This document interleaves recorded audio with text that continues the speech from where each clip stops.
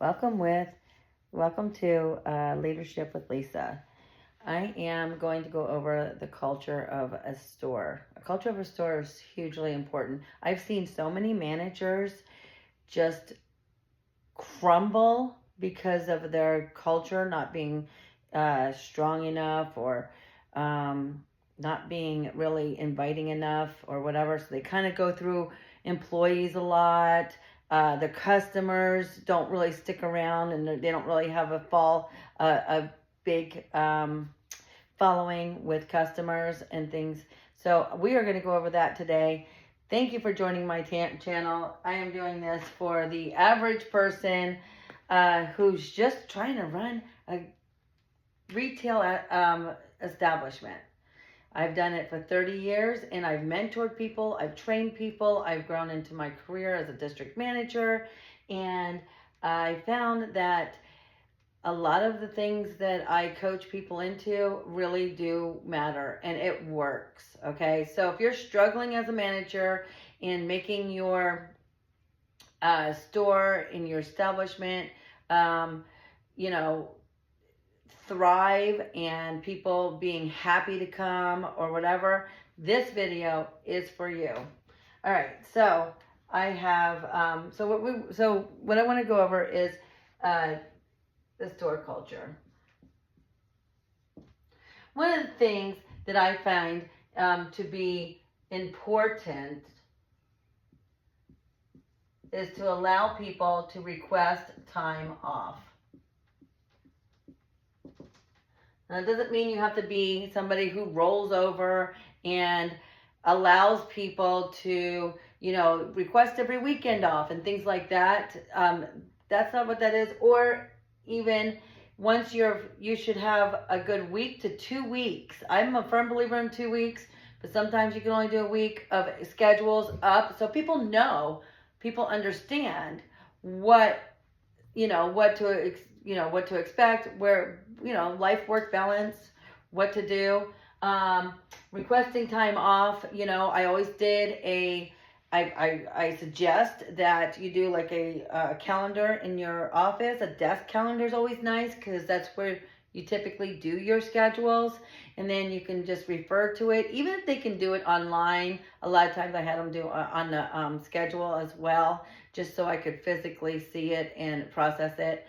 My thing was that if your request is in before my schedule is up, I will go through hell and high water to make sure that you get it off. I want my people to be happy. I want them to be, just satisfied for coming into work, right?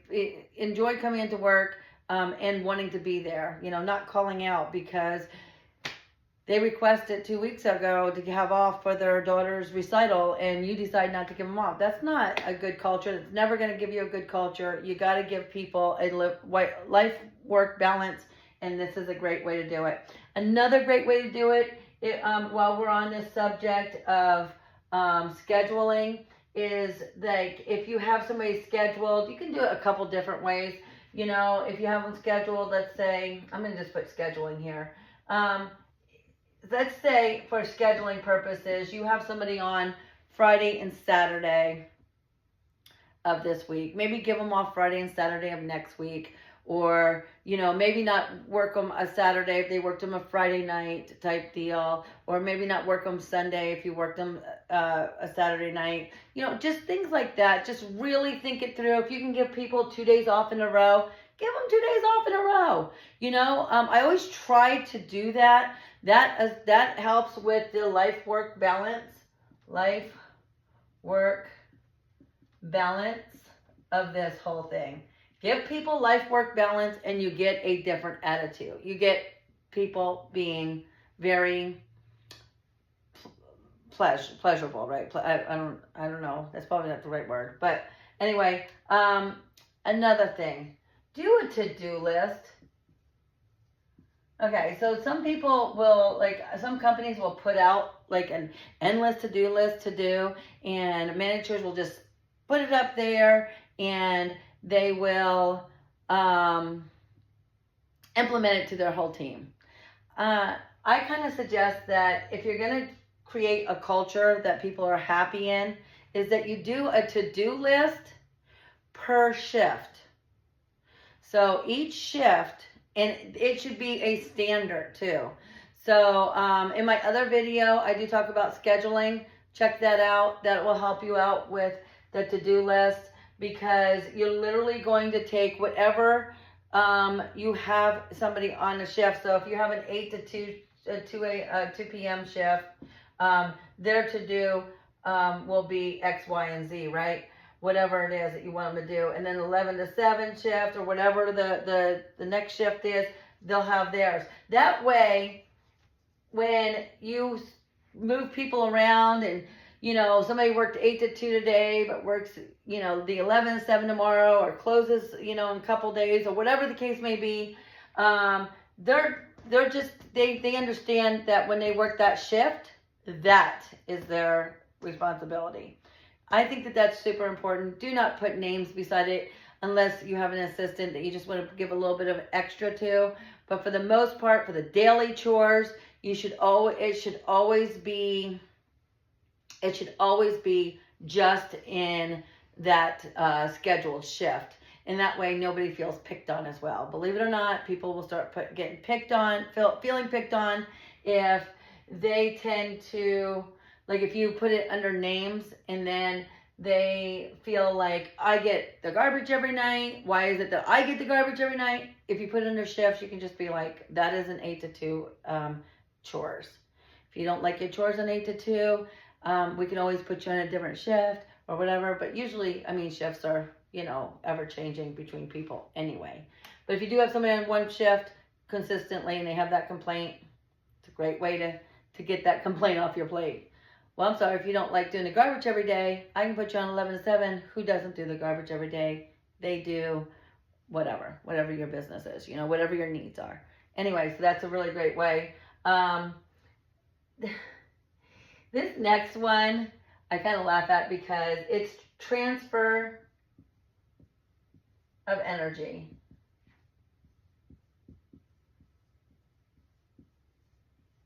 Don't let anybody pull down your energy. One, sometimes we have where we at work and somebody will walk in and, you know, they're just, you know, not in a great mood. Well, don't let that. You should transfer your good energy. You're the boss. You're the manager. You're the leader. So as leading the people, you should be leading them in a really good spot, if you will, in a really good energy. Well, you know, hi Elizabeth, how are you today? You know, good to see you. You know, look, you look great, or, you know, just something, just whatever, you know, just a hi, hello is fine too. I think that's fantastic. You know, let's bring your person on. If they're late, don't give them an attitude right off. I'm one for addressing maybe somebody being late at the end of my shift, or at the end of their shift before they go home. Maybe take them to the office, have a chit chat with the way they came in this morning.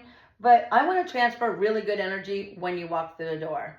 So pretty important that either if you're walking through the door or somebody's walking into you, that you transfer some really good energy. This all helps with the way your store operates and the way people feel about working with you.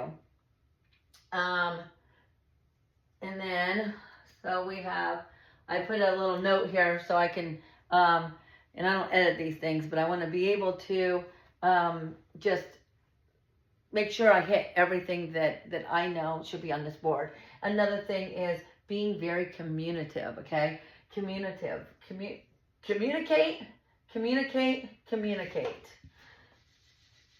I think it's super important that you communicate with people.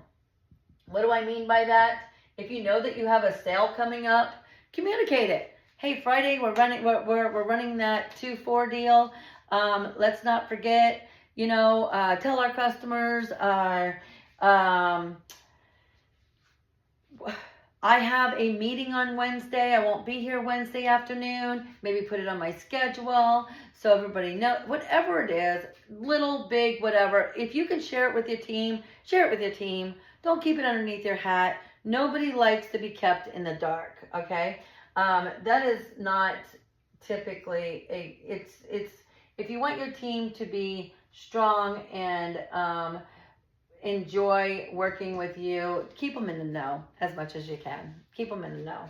Um, yeah, so that to me. All these are really big ones to me. I feel like without one of these, you are really missing the boat, and you're not really creating a culture that is, you know, upbeat and cheerful and where people really want to come to or be a part of. This is getting people a part of, right? Another thing I would say, which is really important, is to recognize people. Recognize strengths, recognize achievements, recognize people. And when you recognize people, and celebrate the recognitions, which we'll get into or whatever, but like, if somebody is outstanding in a way, like, okay, so I'm going to use my personal experience, and then we're going to go into a more general one. But I had a guy that would, like, we were by a big arena, if you will, that was putting on a lot of different events, and he was so up to it. He just really enjoyed following that. After his after his review, his 6-month review or a year review, whatever it was, I really gave him a high mark to get him a really good raise. And after he got that, or in knowing that and sitting there with him, I brought up an extra little task for him. And the task is I bought this whiteboard, like kind of like this, but it had a calendar on it. And I asked him if once a month he would just put down for me, so when I did my scheduling and went through my week, I knew what was happening in the area and where the events were, what times they were, things like that. He took it to a whole nother level. He had different markers, different colors that meant different things. It was fantastic for me. And guess what? It was fantastic for him. He loved the extra because he was good at it.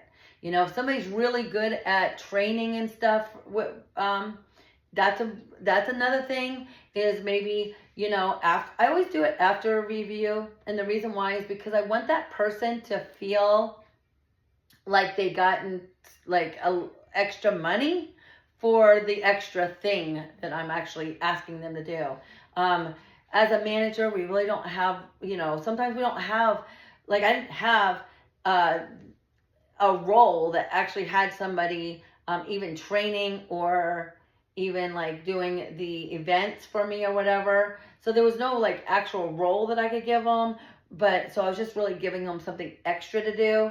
And by giving them that raise first, or by giving them that review first, it really gave them the motivation to do it. And they didn't like come back at me saying, well, I don't really get paid for this, because you'll get that, if you do it in a different way. Another thing is when competition and celebrate wins. So whenever there's a competition in your company, and one, you should definitely motivate your people to, do that, to participate. And if you win, you should celebrate, even if it means just passing it on your energy transfer kind of moment of the day. Because anytime somebody walks in the door, you're transferring your good energy, right? Well, a really good way to do that is to say, hey, we're number 2 in the contest. Great job, you guys are doing awesome. It wouldn't be anything without you. Because it wouldn't. Without your team, if your team's not there engaging and happy and part of what you're doing or engaged in what you're doing, you're certainly not going to win any competitions. But if you're practicing all these things, your team is going to be very motivated to be a part of the competition that the company rolled out, or that maybe you rolled out in store, because you could do inside competitions or whatever.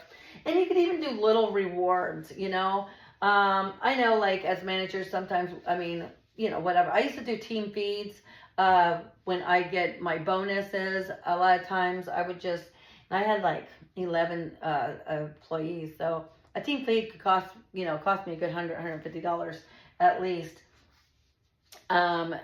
Yeah. So, but you don't have to go that big necessarily. You don't even have to go big at all. You could just celebrate the wins in a celebratory manner, just by telling people, we're number 2. This is great. Great job. Thanks for being on my team. Things like that. And then, hold on. Let me just check real quick. Okay. So I would say the last thing I do, I wanted to make sure I didn't skip any of this, is thanked. I thank my people every time. Thank people. So when I leave my store, I say thank you, I appreciate you, and I don't do it in a condescending way. It feels. I used to have a regional manager that would do it for us. He'd always say, thank you, I appreciate you. And I would be like, oh, that's such a weird thing to say. And then I started using it and I really liked it. I think that it comes across really good. If you use it in the right content, people will receive it really well. Hey, thanks, guys. I appreciate everything you do. Thanks. See you later. Have a great day. Don't forget you have the cooler tonight, whatever the case may be, right? I do stuff like that. But I always leave on an up note. Thanks, guys. I appreciate it. Smile in my on my face, a little pep in my step as I walk out the door, as I walk in the door. Again, transfer of energy. Do not underestimate the transfer of energy coming or going from your business, because that is going to either set somebody's day up or end somebody's day, whatever their schedule is or whatever. And when people leave, and they're like, okay, I'm out of here. Okay, thank you. Appreciate you. See you tomorrow. Great job today. You knocked it out of the park. Recognition, going back to recognition, right? Recognize people's good works and things like that. So, if you're doing all of these things, you got the requested times off, you schedule people for life-work balance, as much as possible, giving them a to-do list based on schedules, on their schedules, not on names. You transfer your energy, you communicate, you recognize, you competitions, you celebrate, and then you thank. I'm telling you, this is a recipe for a culture that people will be running to and flocking to, okay? Because your people will emulate it.